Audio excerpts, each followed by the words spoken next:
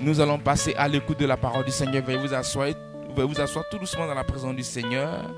Nous prenons Psaume chapitre 100, versets 1 à 2. Et la parole du Seigneur, il dit: je chanterai la bonté et la justice. C'est à toi, l'Éternel, que je chanterai. Je prendrai garde à la voie droite. Quand viendras-tu à moi? Je marcherai dans l'intégrité de mon cœur au milieu de ma maison. Amen. C'est David qui est en train d'adresser ces genres de paroles à l'Éternel. Il dit: je marcherai dans ta voie. Il dit: Éternel, quand viendras-tu à moi? Donc cela veut dire, David, à chaque instant de ta vie, soupirait après la parole du Seigneur. Donc quand il est là, il demande: ah, quand est-ce que, Seigneur, tu viendras me parler? Je suis là, je t'attends. Quand est-ce que tu viendras me parler? Mais nous, est-ce que souvent on soupire après la parole de l'Éternel? Quand on est là, est-ce qu'on veut que l'Éternel nous parle? David, il savait pourquoi est-ce qu'il demandait à Dieu, parce qu'il sait que quand l'Éternel vient lui parler, il y a tout dans la parole du Seigneur. Et c'est pourquoi il dit: Seigneur, quand est-ce que tu viendras me parler? Mais et nous, quand on est là, est-ce qu'on souvent demande après la parole du Seigneur? Souvent même quand on ne nous prêche pas, on est content. Pourquoi? Parce qu'on n'aime pas la parole du Seigneur. Mais David, lui, qu'est-ce qu'il faisait? Il aimait la parole du Seigneur. Raison pour qu'il demandait à Dieu: quand est-ce que tu viendras nous parler? Parce qu'il savait que dans la parole du Seigneur, il y a quelque chose d'important. Donc ce matin encore, on doit soupirer après la parole du Seigneur. On doit demander à Dieu: Seigneur, quand est-ce que tu viendras nous parler? À quel moment tu viendras nous parler? Quand l'Éternel commence à voir ça en toi, il dit: oh, mon enfant, il m'aime beaucoup. Et l'Éternel vient à toi et te donne des bonnes paroles. Donc ce matin encore, on va désirer la parole du Seigneur. On va dire: Seigneur, on veut t'écouter en ce matin, on veut t'entendre en ce matin. Au nom puissant de Jésus de Nazareth. Donc dispose mon cœur, que tout ce qui va m'empêcher à comprendre ta parole, que cela quitte au nom de Jésus, pour que ta parole vienne paisiblement à moi au nom de Jésus. Tiens-toi sur tes pieds et fais cette prière maintenant avant de recevoir notre Père au nom de Jésus. Soupire après la parole. Il faut demander que: Seigneur, à quelle heure tu as venu me parler? Je veux que tu viennes me parler actuellement pour la gloire de ton nom. Père, je te rends toute la gloire. David a dit: quand viendras-tu à moi, ô Dieu de gloire? Quand il dit: quand viendras-tu à moi, ce n'est pas pour envoyer de la nourriture, ce n'est pas pour envoyer, ô Dieu de gloire, autre chose, mon Père, mais c'est ta parole. En ce matin encore, nous te disons: quand viendras-tu à nous, Seigneur? En ce matin, nous voulons que tu viennes à nous avec ta parole. Parce que David savait, ô Dieu de gloire, que c'est dans la parole de l'Éternel, il y a tout, ô Dieu de gloire. Et pour cette raison, à chaque fois, c'est la parole de l'Éternel qui désirait. Alors en ce matin, quand viendras-tu à nous, mon Père? Oui, nous avons besoin de toi maintenant dans notre cœur. Viens, mon Père éternel de gloire, Seigneur, nous parler. Et que tout ce qui peut nous empêcher de comprendre ta parole, mon Père, dégage au nom de Jésus, pour que la gloire te revienne au nom suprême de Jésus de Nazareth.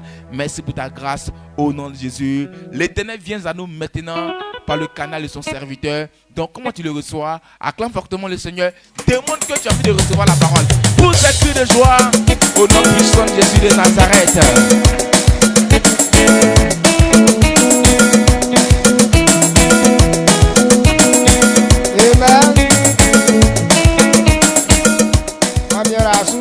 te bénisse.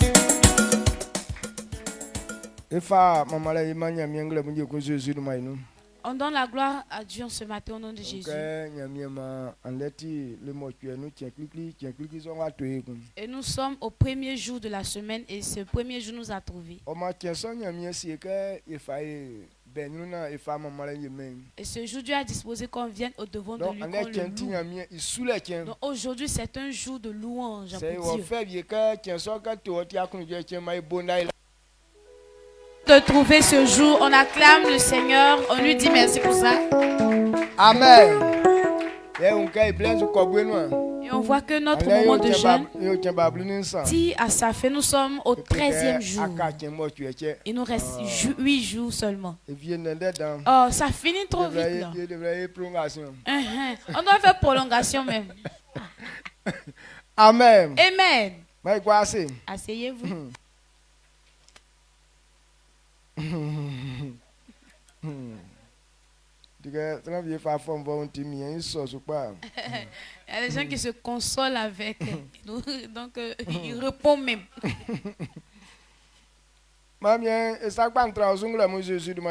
Que la grâce de l'Éternel soit sur ta vie au nom de Jésus. On va écouter la parole de Dieu. Et on va aller s'apprêter. Et on va se retourner encore pour faire le culte. Très bon. La parole de Dieu est comme la nourriture. À chaque moment, on doit la voir pour manger. Et la parole de Dieu nous dit que c'est la seule chose qui donne la vie à l'homme.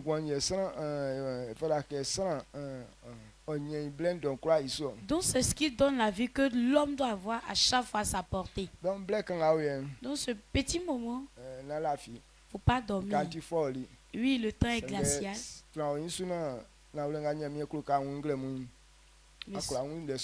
Sois éveillé afin de pouvoir comprendre la vérité que Dieu a prévu pour toi. Qu'est-ce que nous allons entendre? Et nous parlons maintenant de la domination que nous devons avoir. Si nous jeûnons, on veut prier Dieu pour qu'il nous donne la domination sur nos ennemis. Donc si on veut avoir la domination, on doit aussi agir comme des gens qui dominent. Donc on prend le jeûne pour que Dieu nous donne la domination. Et le thème, si nous voulons avoir la domination, nous devons marcher dans la domination. Ce que tu recherches, il faudrait admettre ça dans ta vie, manifester dans ta vie. Tout ce, c'est parce que tu recherches quelque chose que tu parles de ça à tout moment. Donc puisqu'on veut avoir la domination, il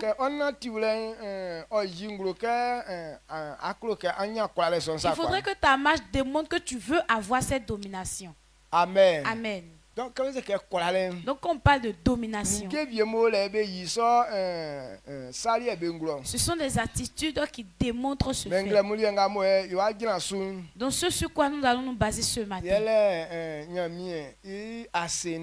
c'est l'action de grâce à l'Éternel. Les témoignages que l'homme fait, c'est une puissance.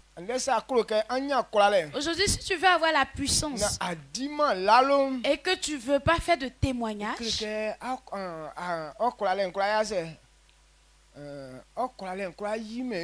ta puissance ne peut pas être palpable. Donc ce qu'on doit comprendre ce matin, tout homme qui veut avoir la domination, c'est lui qui fait les témoignages. Les témoignages sont une puissance. Ce qu'on dit, c'est une puissance. Et qu'est-ce qu'on appelle témoignage? Ça veut dire ce que Dieu révèle pour toi. C'est sur ça que tu dois te baser pour louer Dieu. Et tout homme qui est en train de manifester ce que Dieu fait, c'est parce qu'il veut avoir la puissance. Amen. Amen. Et quand on prend la parole de Dieu et ce que Dieu a fait, quand on voit l'église, l'église est une puissance. L'église est une autorité. En vérité, quand quelqu'un est dans l'église, on doit le craindre. Parce que à cause de ce que Jésus a fait, lorsqu'on te dit tu es enfant de Dieu, déjà les hommes doivent te craindre. Parce que c'est pourquoi avant, quand les gens attendaient que les Israélites arrivent, eux tous, ils avaient peur. Parce que l'église n'est pas une petite chose. L'église est une puissance en elle-même. Donc quand quelqu'un est dans cette église, et donc la puissance qui est rattachée à l'église, il faudrait que nous puissions manifester ça. Mais aujourd'hui, par manque de connaissances des chrétiens, la gloire qui est dans l'église, les gens ont négligé ça. Les gens n'ont pas pu manifester ça. Mais c'est la souffrance que les autres ont dû, que les autres ont dû. C'est ce qui est fait, qu'il révèle à chaque moment. Donc quand quelqu'un est là qui ne parle que de souffrance, ça veut dire que tu vas demeurer toujours dans la souffrance. Parce que la souffrance n'est pas un sujet de témoignage.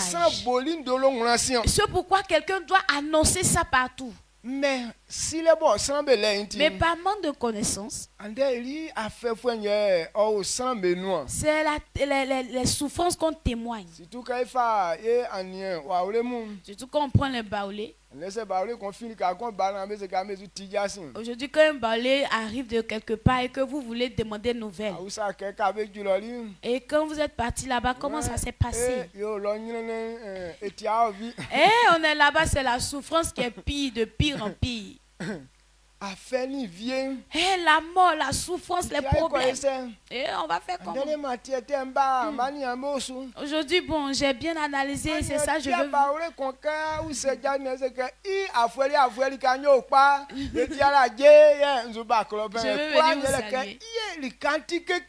Tu vas jamais demander à un baoulé, et il va te dire, ah là-bas, on était dans la joie constante, c'était que les bonnes nouvelles, les bonnes choses, c'est pourquoi, bon, je viens vous rendre visite. Mais quand tu vas lui demander toujours, c'était les problèmes, les souffrances. Bon, aujourd'hui, j'ai décidé de venir vous voir un peu. Tout ce qu'on dit qui sort de nos bouches, c'est que souffrance. Donc là, ça révèle que tu as déjà pris une défaite. Lorsque quelqu'un va au combat et qu'il vient qui dit ça n'a pas été, c'est qu'il a perdu. Donc quelqu'un qui veut réussir, ce n'est pas que les témoignages qu'on doit avoir qui est là. Et dans le domaine de soldats, là, on ne dit pas ça. De l'armée. Même si le combat est rude. Mais on dit que le terrain est bon, envoyer renfort. Ah, on est sur les bonnes positions. Alors que tes éléments sont en train de mourir derrière toi. Mais on dit oui, la position est bonne. On prend le relais même. Envoyez les renforts. Amen. Amen. Donc il marche en domination parce qu'il veut avoir la victoire. Est-ce que tu me suis? Et tout homme qui n'a pas de témoignage à sa bouche, celui-là ne peut pas avoir de puissance. Dans l'église, ce sont des bonnes choses qui sont dans l'église. Et ce sont ces bonnes nouvelles que l'Éternel veut qu'on témoigne de ça. Ce sont les témoignages qu'on doit avoir à notre bouche tous les jours. Apocalypse. Apocalypse 12, verset.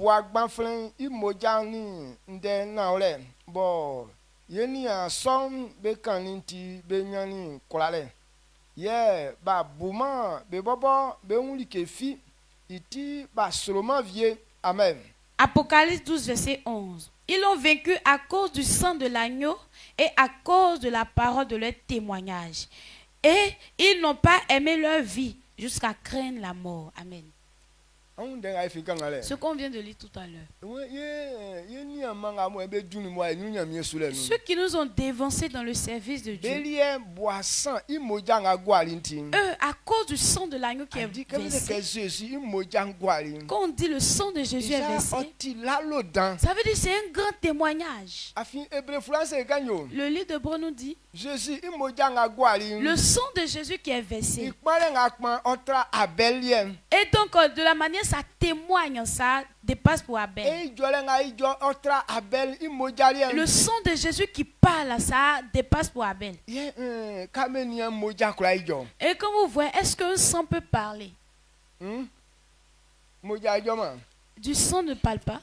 Donc ça veut dire la Bible ment.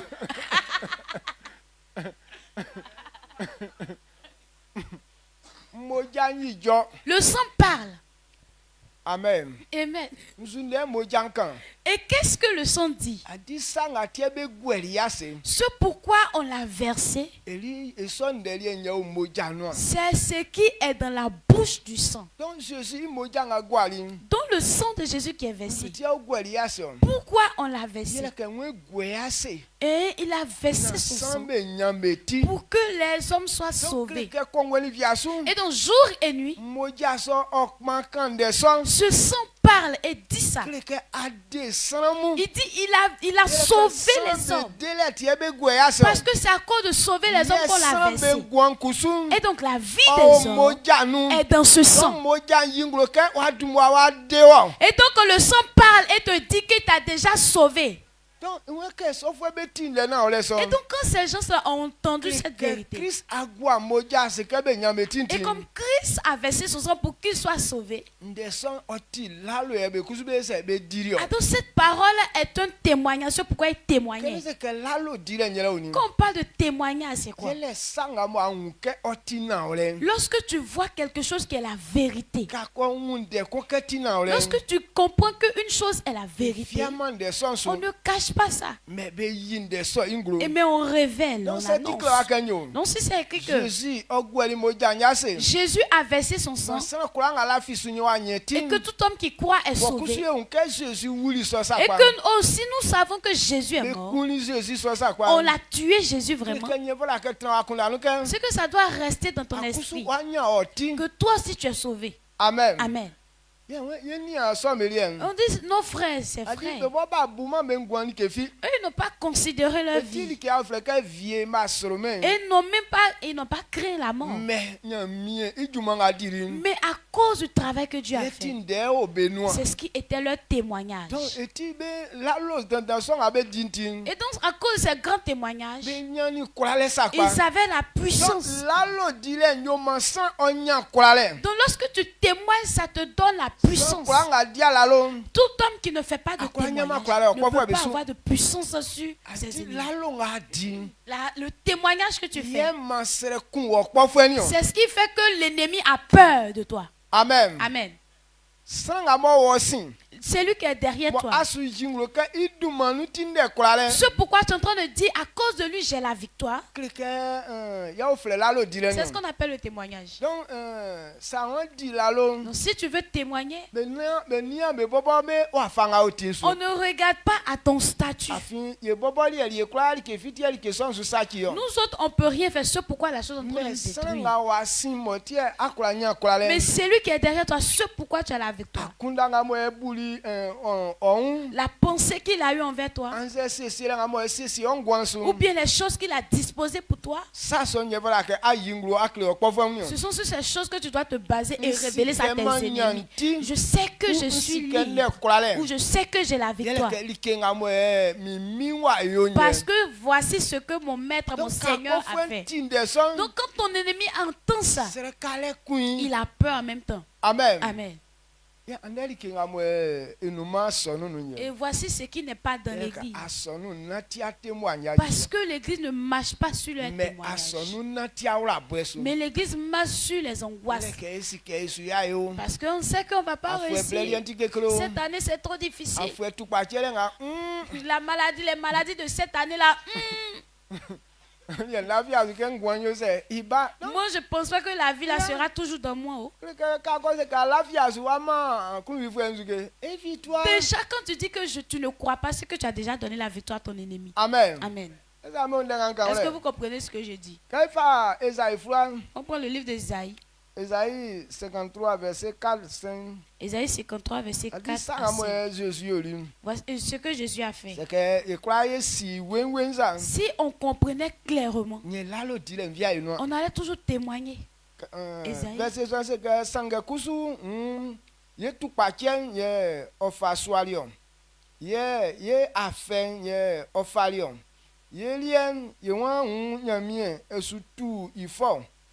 Yewan osu klei nyene ye yewan osu gwe yin ase sange ye satem bo ye yo ben betie nyamien betie onyani kani mone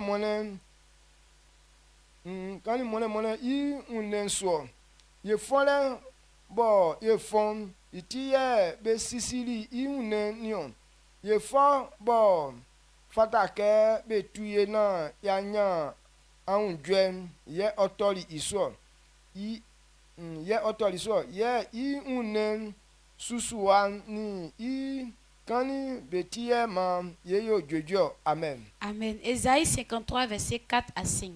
Cependant, ce sont nos souffrances qu'il a portées. C'est de nos douleurs qu'il s'est chargé. Et nous l'avons considéré comme puni, frappé de Dieu et humilié. Mais il était blessé pour nos péchés, brisé pour nos iniquités. Le châtiment qui nous donne la paix est tombé sur lui. Et c'est par ces meurtrissures que nous sommes guéris. Amen. Amen. Amen. Amen. La vie. Vous dormez. Dieu nous aime. Et vous voyez ce qu'on vient de lire tout à l'heure. Aujourd'hui, pourquoi il y a des gens qui n'ont pas encore eu de la force de servir Jésus? Et quand ils regardent la vie de Jésus,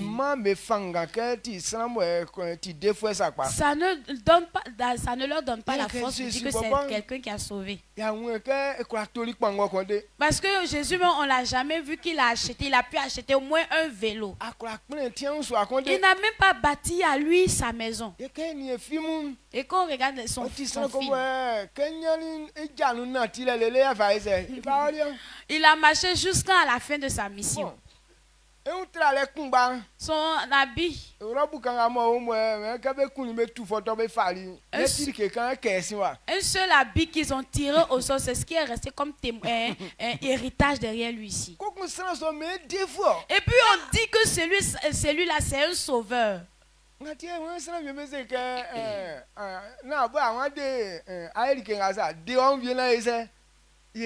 C'est pourquoi il y a les gens autour de lui. Il a dit, oh, ils n'ont pas dit que c'est toi qui as fait ça. Donc sauve-toi et sauve-nous aussi.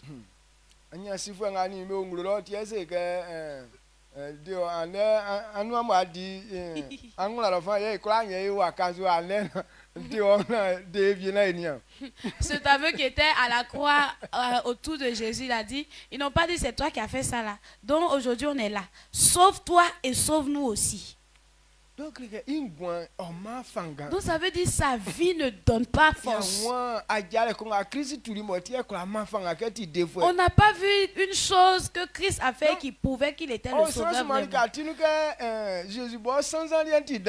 Et donc ça est dans la pensée de tout homme que la malédiction de Jésus était trop grande. Oui, sa malédiction était trop grande. Parce qu'il a chargé toi et moi nos souffrances. C'est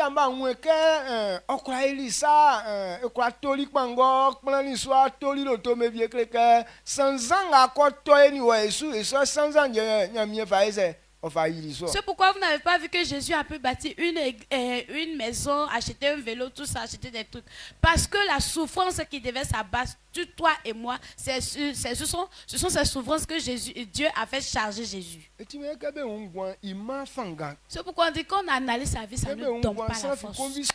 Et personne ne pouvait le désirer. C'est pourquoi ils ont dit qu'il était maudit. Alors que ce n'était pas une malédiction qui était sur lui. Mais il a chargé nos péchés. Donc quand quelqu'un a péché, le châtiment qu'on devait lui donner pour que celui-là soit sauvé, c'est ce châtiment-là qu'ils ont mis sur Jésus. Alors ce qu'il a été blessé, alors les meurtrissures de son corps, c'est pourquoi nous on est guéris. Ce qui prouve la souffrance qui devait s'abattre sur toi, Jésus a chargé ça. La malédiction qui était sur toi, c'est de cette malédiction que Jésus a chargé. Donc si tu comprends ça et que tu crois, Jésus a déjà chargé ma souffrance. Alors celui-là il est guéri. Et donc si le succès est comme ça, c'est qu'un chrétien il doit toujours annoncer, témoigner. Je sais que je suis sauvé parce que Jésus a charger ma souffrance. La maladie qui est sur moi. Jésus avait déjà payé le prix de ma maladie. Maladie, tu n'as plus de dette sur moi. Ramasse tes clics et tes claques et quitte ma vie. Parce que Christ a payé ma dette. Et tu te bats sur quoi pour venir dans ma vie encore? Amen. Amen. Donc, et donc quand quelqu'un comprend cette vérité et qu'il est en train de témoigner de Dieu comme ça, tu as toujours la puissance. Donc actuellement, nous qui comprenons ça et qui avons la vérité, c'est pourquoi la maladie ne peut pas venir vers nous. Pas que la maladie ne vient pas. Mais comme la maladie vient, on lui demande. Tu te bats sur quoi? Sur pourquoi tu viens dans ma vie? Parce que le salaire du péché, c'est la mort. Et Jésus aussi a payé ma part. Où se trouve la dette? Pourquoi tu viens ce matin dans ma vie? Moi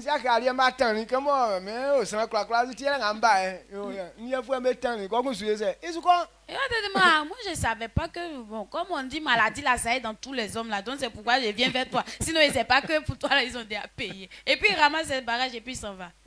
Amen. Amen. Est-ce que vous comprenez ce que je dis? Donc à cause de ce que Jésus a fait, en vérité l'église même est un témoignage. Tout homme qui se donne à Dieu, il devrait toujours témoigner. Le livre d'Éphésiens nous dit, et notre salut ne vient pas de nous-mêmes, mais c'est à notre foi en Christ. C'est par là que nous sommes sauvés. Parce que Dieu lui-même a déjà fait le travail. Et quand quelqu'un fait quelque chose pour toi, qu'est-ce que tu dois faire en retour? C'est d'être reconnaissant envers celui-là. Amen. Amen. Mais aujourd'hui, cela n'est pas dans la bouche des enfants de Dieu. Tout ce mois qui a été écoulé, bon, ces jours qui ont été écoulés jusqu'à nous sommes presque à la fin de ce mois. Ce que Dieu a fait, les gens ne vont pas maintenir cet effet. Mais si demain son pied a heurté caillou qui s'est blessé, et c'est ce qui va englober, on va voilà, conduire tout le mois.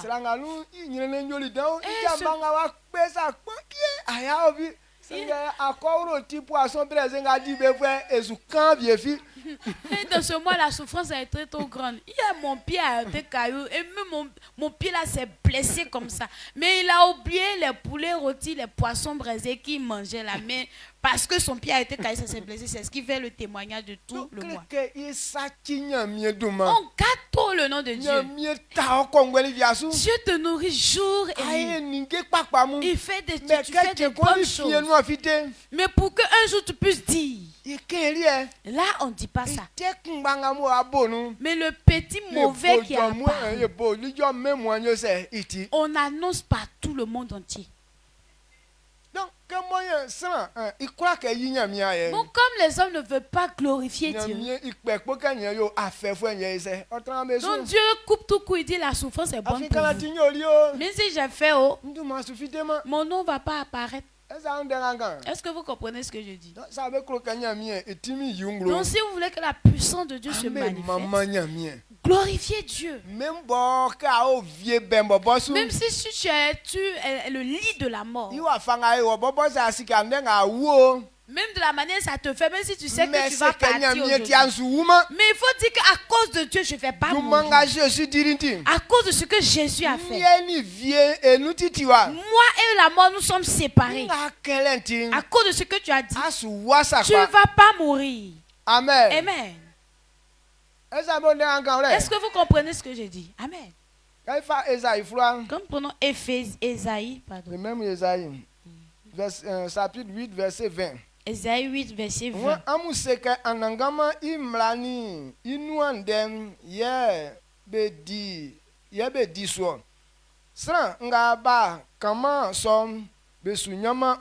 Amen. Ésaïe 8, verset 20. À la loi et au témoignage. Si l'on ne parle pas ainsi, il n'y aura point d'aurore pour le peuple. Amen. Ce que Dieu a fait. Si quelqu'un ne témoigne pas de ça, celui-là ne peut pas avoir de vie. Donc que les hommes sachent que ce que Dieu a dit, c'est ce qui est parole qui doit être notre bouche. On dit Jésus est mort pour toi. C'est la vérité ou bien c'est pas la vérité? À cause de la mort de Jésus, tout le monde sera sauvé. Le sang de Jésus qui est versé nous a délivrés de la mort. Le sang de Jésus nous a sauvés. Si tu entends ça, il faudrait témoigner ça. C'est pourquoi il dit le témoignage. Il y a puissance dedans. Parce que l'évangélisation, c'est témoigner aussi.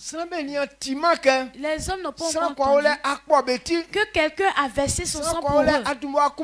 Quelqu'un a déjà combattu pour eux. C'est pourquoi il dit d'annoncer cette bonne nouvelle et de pouvoir propager sa parole. Lorsque tu parles ainsi, ça veut dire que tu es en train de manifester la puissance de Dieu. Est-ce que votre pensée est ici? Amen. Amen.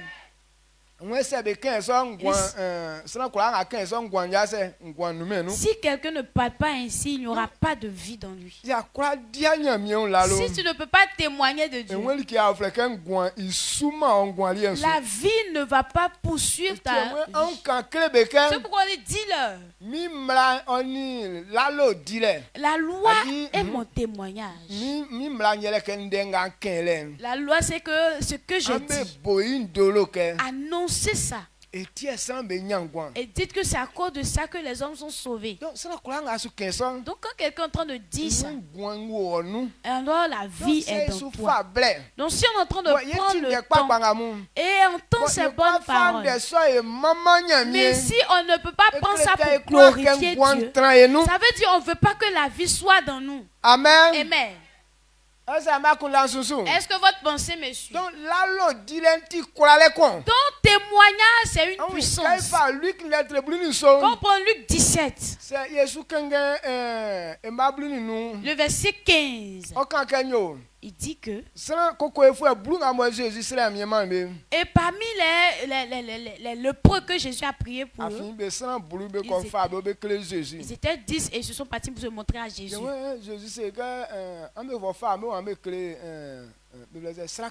Et Jésus leur a dit, allez-y vous montrer au sacrificateur.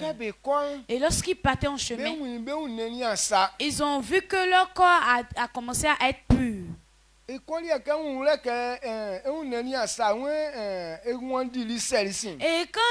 deux a vu que son corps commençait à être pur, à être guéri, donc il s'est retourné. Et en venant, il glorifiait Dieu. Et il est venu se prosterner devant Jésus. Et il lui a dit merci. Et Jésus leur a demandé, ils n'étaient pas 10. Et les 9 autres. Pourquoi il s'est trouvé que c'est le seul qui est venu dire merci? Alors que celui qui est venu, c'était un Samaritain. Alors que ce sont les Samaritains qu'on témoignait d'eux qui ne servaient pas Dieu. Mais les Juifs qui étaient dedans, eux ne sont pas venus. Mais seul le Samaritain est venu. Et il est venu être reconnaissant à Dieu. Et Jésus lui a dit, comme toi tu as reconnu que c'est moi qui t'ai guéri, alors ta maladie est finie complètement. Lève-toi et va. Et lorsqu'il venait, c'est la lèpre qui disparaissait. Mais la maladie n'était pas complètement finie. Mais comme lui, il a vu ça, il savait que si son corps devenait comme ça, c'est que Dieu pouvait le guérir. C'est pourquoi il a pris à court et il courait, il venait dire merci à Dieu.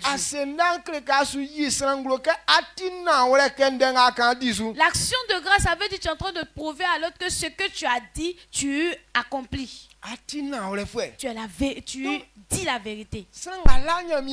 Donc celui qui ne dit pas la vérité, celui qui n'est pas reconnaissant, il est en train de dire à Dieu que je n'ai pas encore vu que tu es véridique. Celui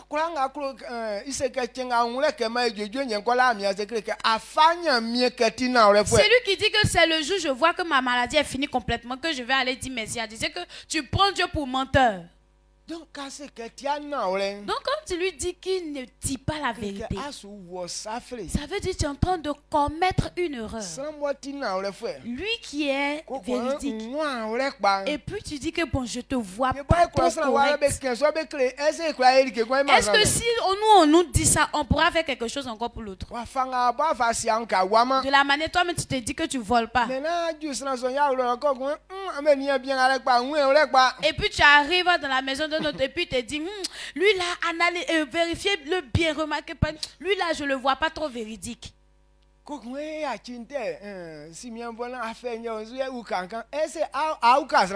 puis il te dit que mon frère, en tout cas c'est la souffrance qui est sur moi, il faut m'aider un peu. Est-ce que toi-même tu es sûr qu'il va t'aider? Si l'argent là, mais c'est pas comment je vais l'utiliser. Si je sais pas comment utiliser l'argent, mais je vais jeter. Parce que toi-même tu dis que tu me vois pas en véridique. Et puis tu dis que de t'aider. Il va t'aider comment? Amen. Celui qui ne glorifie pas Dieu, c'est comme ça. C'est pourquoi il dit, dites-le. Ce que j'ai dit, il faudrait que ça soit un témoignage. Qu'on puisse annoncer, témoigner ça. Lorsque je suis en train de voir qu'ils sont en train de dire que ce que je dis c'est la vérité, je vais toujours me manifester. C'est pourquoi il dit celui qui ne témoigne pas ce que la vie ne le suit pas. Amen. Amen. Je sais que tu comprends. Pourquoi David a eu la victoire sur Goliath? David n'a pas regardé à son apparence. On ne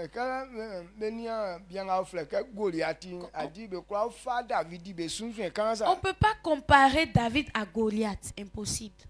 Mais dans l'apparence même humainement parlant, la force de Goliath dépasse 2 fois, même 3 fois la force de David. Et même on dit la grandeur, la taille même de Goliath valait 3 mètres. C'était quelqu'un qui avait la force physique et sa forme du haut jusqu'en bas. Quand il porte ses habits de combat, c'est pourquoi quand il marche, quand il vient comme ça, les Israélites même commencent à avoir peur. Il marche comme garçon parce que c'est un garçon. Donc David aussi il était un petit enfant. En âge il le dépassait. En force physique il le dépassait. Amen. Amen. Donc si on veut comparer ça, David et Goliath ne peuvent pas faire face à face. Mais David a cru en quoi? C'est pourquoi il voulait tuer Goliath. David a cru en Dieu. Et ce que Dieu fait pour lui, et c'est que comme Dieu est la vérité, Dieu va faire ce même travail avec Goliath. Et David a commencé à louer Dieu.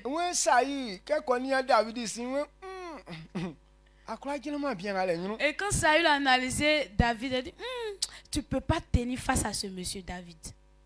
Amen. Amen. Mais David a dit une chose. Quand il a dit ça, Saül a laissé dire va. Amen. Amen. Donc, le témoignage est une puissance. 1 Samuel 17, verset 37. 1 Samuel 17, verset 37. 1 Samuel 17, verset 37, il nous dit, David dit encore, l'Éternel qui m'a délivré de la griffe du lion et de la perte de l'ours me délivrera aussi de la main de ce Philistin. Et Saül dit à David, va, et que l'Éternel soit avec toi. Amen. Amen. Amen. L'Éternel qui m'a délivré de la main du lion. On l'appelle un animal ours. C'est un animal prédateur. Donc, ils sont nés David, quel lien bois, mais sinon, ils sont nés quoi très bois, bobo quoi traîner, sont bombés pas, et c'est des bois, mais nous. Il dit lorsqu'il entend de perdre le troupeau, qu'il y a l'un de ces animaux qui viennent attraper l'une de ses brebis, il rattrape cet animal et le frappe bien, et puis il arrache son animal de la bouche de cet animal. Donc, c'est un animal constant. Il dit c'est l'animal qui est prédateur, un prédateur. Il peut tuer l'homme. Et cet animal qui est prédateur. Et si lui, David, il peut arriver à les frapper jusqu'à arracher la brebis qui est dans sa queue. Il sait que c'est Dieu qui fait ça pour lui. Lui, il n'a pas dit que c'est sa force. Mais il dit c'est Dieu qui fait ça pour lui. Il dit la même chose que Dieu fait pour lui. Avec ses brebis, il peut faire ça aussi sur Goliath. Donc quand Saül a entendu ça, si Dieu fait ça pour toi, c'est que ça sera possible. Va et que l'Éternel t'accompagne. Et quand ils ont fait face à face, Goliath même n'a pas pu lancer une flèche. Le seul caillou que David a lancé, ça a tué Goliath. Tout son corps était blindé du haut jusqu'en bas. Et c'était un petit trou sur le front ici, avec quoi il respirait. Et ce petit caillou que David a lancé, c'est parti jusqu'à ça a visé le petit trou là et ça a cogné là-bas. Pas que David savait trop lancer.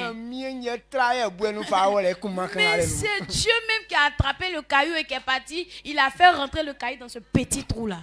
Amen. Amen. Amen.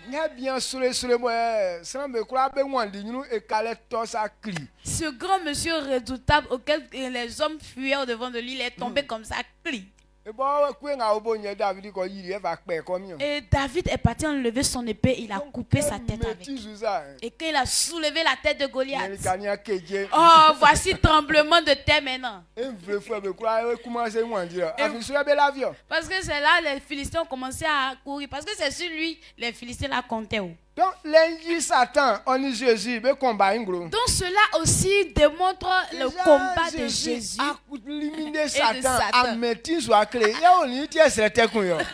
Déjà, Jésus a tué Satan. Il a soulevé sa tête comme ça pour nous montrer. Maintenant, qu'est-ce qu'il nous reste à faire encore? Amen. Amen. Donc, nous, ce témoignage seulement on doit faire. Est-ce que vous me suivez? Donc, c'est donc si on ne comprend pas cette vérité, la victoire, tu ne l'auras jamais.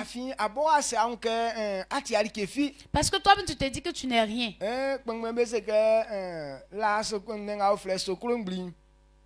L'hyène ou bien le renard. Le renard. Le renard a peur du coq. Donc quand eux voient les coqs, ils pensent que un truc rouge qui est sur leur tête, c'est du feu. Et c'est quel animal et puis il porte du feu, il charge du feu pour se promener comme ça là. Donc quand ils voient le coq, ils se cachent pour le regarder. Et quand le coq l'a approché, le renard a dit: aïe, toi coq, pourquoi il y a feu sur ta tête et puis ça te brûle pas? Le coq lui dit: oh, c'est pas feu.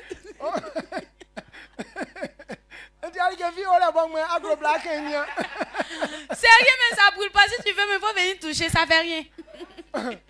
Le renard touche la crêpe du coq. Il voit que c'est pas fait effectivement. C'est là même il a tordu le cou du coq. Il a mangé en même temps. Chap. Donc à partir de cet instant, il n'a pas eu peur du coq. Qui a donné cette souffrance? C'est le coq. Déjà, tu vas dire à Satan que toi, tu n'es rien. Tu me vois comme ça, aucune puissance me suit. Si tu veux,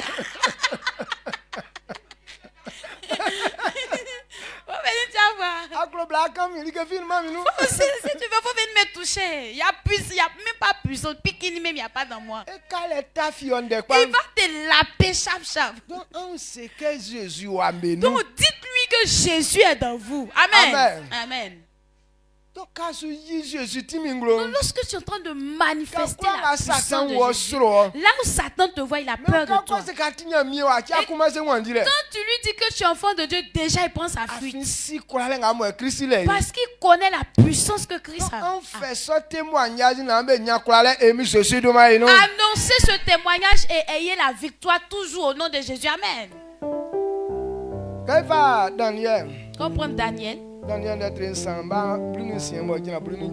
Daniel 3, verset 16.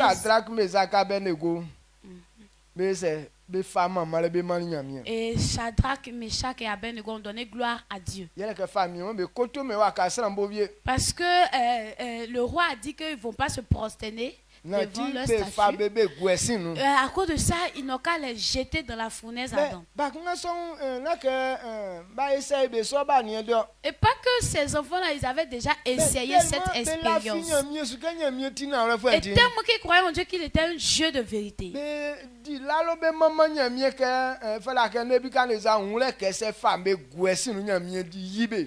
témoignait de Dieu, il a dit, Nebuchadnezzar, il faut savoir que si tu nous as mis dans le feu là, l'Éternel va les délivrer de la fournaise. Il ne faut pas te fatiguer, notre Dieu là, il va nous secourir. Tu nous as jetés dans le feu, il va nous secourir. Amen. Amen. Quand Nebuchadnezzar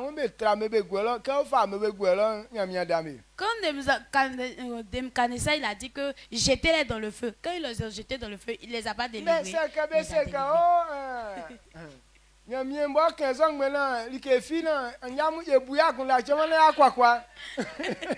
Et si ces trois jeunes avaient dit que Dieu même a dit ça, mais c'est pas la vérité, on les fera en tout cas, analysons bien. Faut pas, on va aller se mépriser là-bas.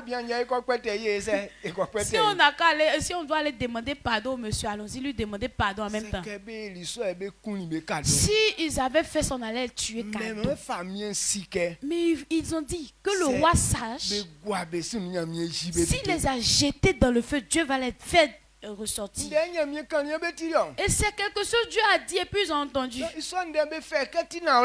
ils ont pris cette parole comme étant la vérité. C'est pourquoi ils sont en train de témoigner pour glorifier Dieu. Et Daniel 3, verset 16 à 17. À 18. Shadrach, Meshach et Abednego répliquaient au roi Nebuchadnezzar. Nous n'avons pas besoin de te répondre là-dessus. Voici, notre Dieu que nous servons peut nous délivrer de la fournaise ardente. Et il nous délivrera de ta main, ô roi. Sinon, sache, ô roi, que nous ne servirons pas tes dieux et que nous n'adorerons pas la statue d'or que tu as élevée. Amen. Amen. Amen. Ils ont dit la vérité. Ils ont dit ça au roi. Il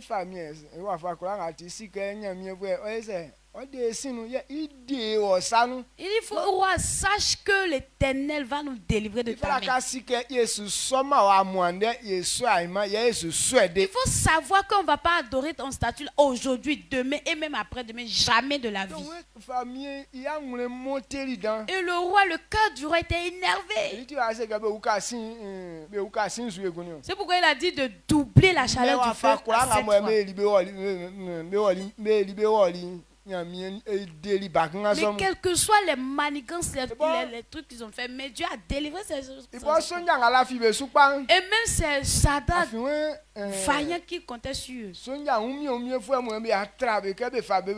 C'était que des vaillants soldats qui ont attrapé ces jeunes pour les mettre dans le feu. Et ces vaillants soldats qui ont attrapé les jeunes pour les mettre dans le feu, ce sont eux que le feu a brûlé. Et celui qui a...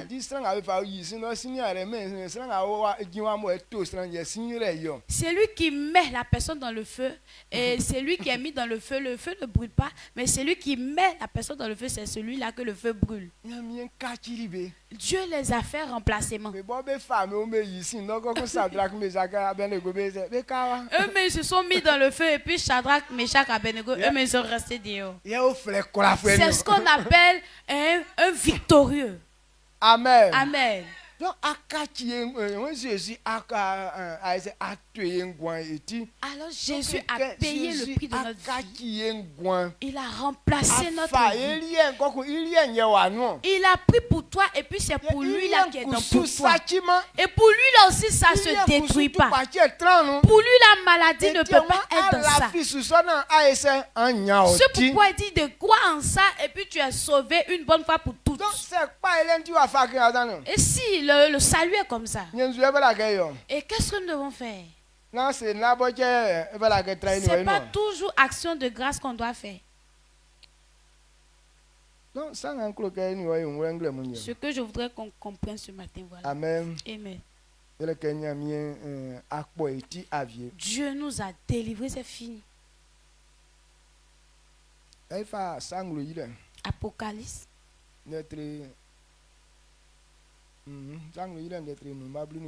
Apocalypse 5, verset 5. Il dit, le verset 12, Apocalypse 5, verset 12. Il disait d'une voix forte, l'agneau qui a été immolé est digne de recevoir la puissance, la richesse, la sagesse, la force, l'honneur, la gloire et la louange. Et voici ce qui doit révéler notre témoignage. Il dit l'agneau qui a été immolé. Il est digne de recevoir la puissance et la richesse. La sagesse. Donc si on est en train de l'honorer, c'est normal. Donc il est digne que nous devons célébrer l'Éternel, lui dire merci. Parce que le sang qui a été versé, c'est dans ça que la sagesse est pour lui. Donc tout homme qui croit en lui est sage. Parce que le sang qui a versé, il va nous délivrer pour que ce qui est dans lui, il nous donne. Alors le sang qui a versé, pourquoi il sera riche? À cause de ce sang, il a la puissance. Donc ce qui est révélé ici, ce sont ces choses qui nous appartiennent. Si on croit que ce qu'il a dit c'est la vérité, alors ces richesses sont pour toi. Mais si tu n'as pas cru, alors pour toi n'est pas dedans. Donc si tu ne témoignes pas de Dieu en disant que ce que tu as entendu c'est la vérité, tu es en train de dire que pour toi n'est pas parmi ces richesses-là. Pourquoi celui en qui on ne croit pas, on n'a pas confiance, on ne veut pas manger chez lui? Parce qu'on ne sait pas si sa nourriture est saine. Amen. Amen. Mais celui en qui on croit, on dit une mauvaise personne peut préparer, mais si c'est une bonne personne qui t'a apporté la nourriture, on peut manger.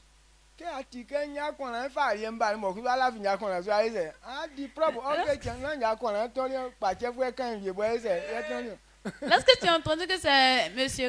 Conan qui a envoyé la nourriture et que toi aussi tu as confiance en M. Conan, tu vas manger la nourriture. Alors que ce n'est pas M. Conan qui a préparé, c'est un malade grave qui est couché là-bas qui a préparé la nourriture.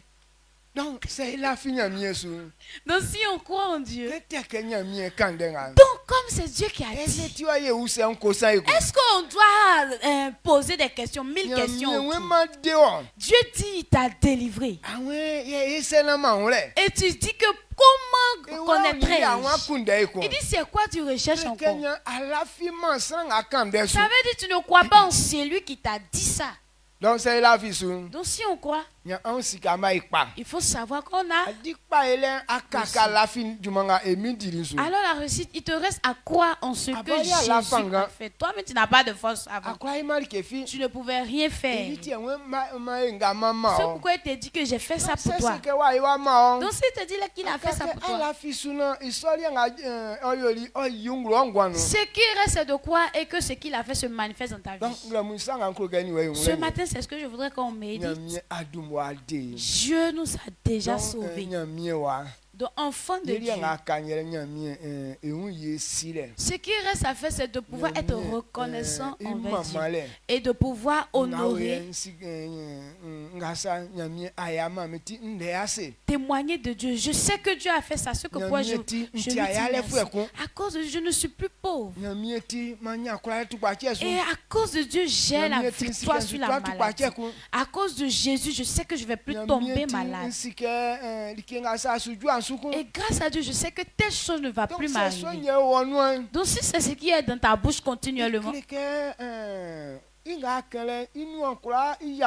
alors ce que tu as dit, tout ça va s'accomplir sur ta vie. Amen. Amen. Amen. Donc ce matin, acceptez la vérité. Afin que cette gloire soit votre portion au nom de Jésus. Amen. À cause du sang de Jésus qui est versé, il est digne de recevoir la puissance, la richesse. Donc le sang de Jésus est versé pour nous délivrer. Donc si c'est écrit que c'est à cause de son sang que tu es riche, le sang qui est versé par ce sang, nous serons riches. Acceptez pour que l'habit de la richesse soit votre habit au nom de Jésus. Amen.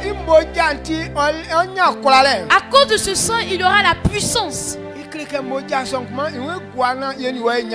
Alors, il dit que ce sang est versé pour que nous puissions avoir la puissance sur Satan. Et c'est lui qui nous a donné cette puissance. Acceptez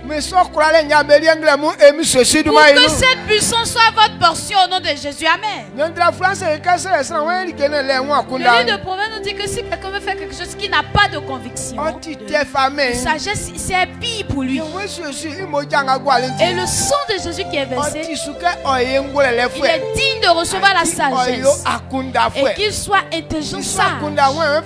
Et c'est à qui il veut donner cette sagesse. C'est à cause de ce qu'on n'a pas la connaissance que Satan puisse nous donner. Donc il dit, il veut te donner cette sagesse pour que tu puisses avoir la domination sur les démons. Acceptez.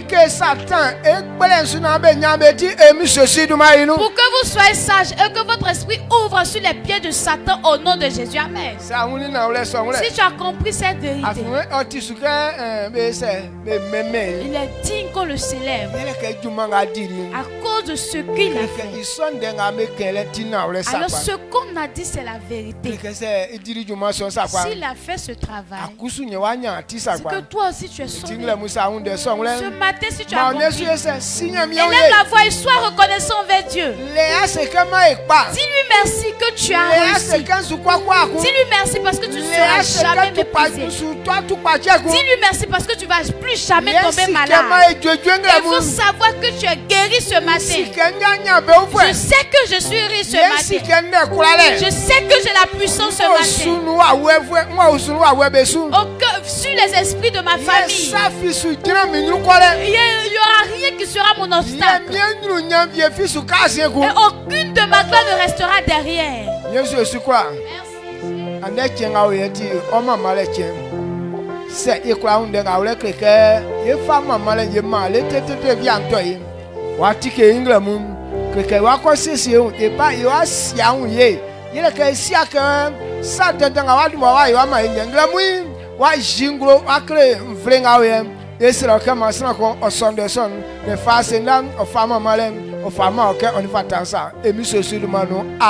Amen. On acclame pour dire merci à Jésus.